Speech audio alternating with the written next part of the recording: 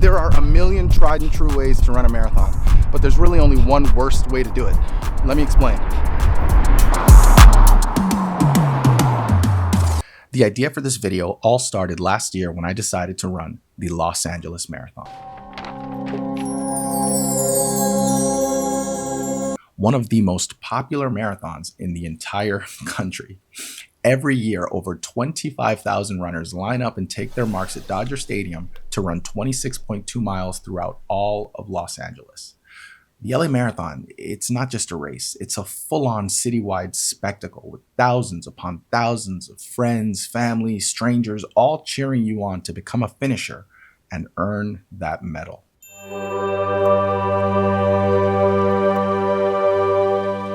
However, I didn't just want to finish.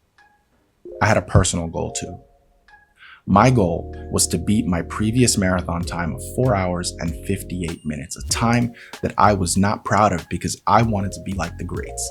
I wanted to be like the Eliud Kipchoges of the world, the Nick Bears of the world, the Casey Neistats of the world who can run sub 3 hour marathons like nothing. I wanted that for my first marathon, but I failed and I wasn't about to fail again. So I started with a plan. 16 weeks of meticulous training. I would focus on threshold runs, running as fast as my body would allow me over short spurts and multiple sets, all while trying not to.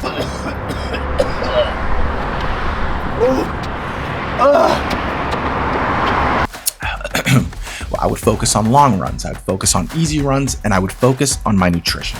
During my last marathon, I had zero nutrition plan. I just bought a bunch of gels and started running, and I paid the price for it. At mile 18, I hit the wall hard. I wanted to keep the pace, but my body just couldn't do it. But not this time. I knew exactly when to eat and what to eat. I was locked in.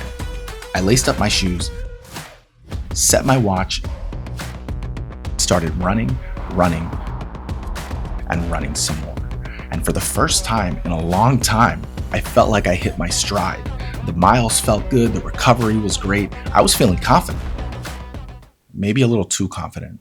Everything was going according to plan until on one of my long run days, I saw a runner on the other side of the street, just a bit faster than me, a bit more effortless stride, a better watch, better shoes, tall, handsome. I thought, F this guy, I'm gonna catch up.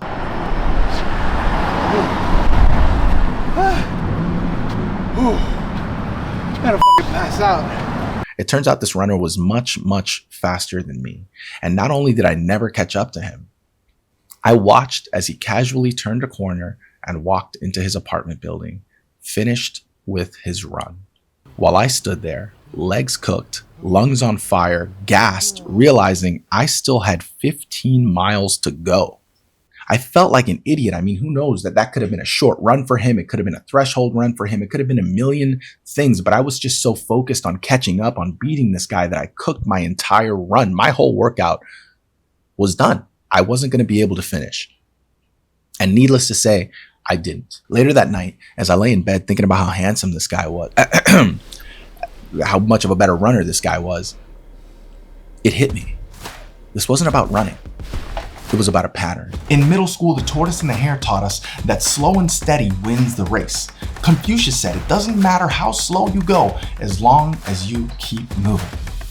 This photo was taken in 2016 at the Rio Olympics. This right here is the moment where a race is lost. He didn't lose only because he wasn't fast enough. He lost because he stopped running his own race. It's the same pattern over and over again, and it's why you're never hitting any of the goals that you set out for yourself. You set out to write a script, but instead of writing 2 or 3 really good pages, you force yourself to write 50 pages of garbage, and you burn out because you're in a rush to write like Aaron Sorkin. Or you set out to learn jujitsu, but instead of learning, you're worried you're not as good as the people who have been training for years. That's not only the worst way to run a marathon, it's the worst way to do anything that requires any kind of hard work or patience. And if you didn't know by now, that is most good things in life. So the idea is simple. Focus on your own race, your own journey, and your own timing. So for my LA Marathon race, I did just that. And I came away with a lot more than just a shiny medal. I recognized the pattern that killed my race the first time and beat it. Oh, and remember how I was trying to beat my time of 4 hours and 58 minutes? Yeah, well,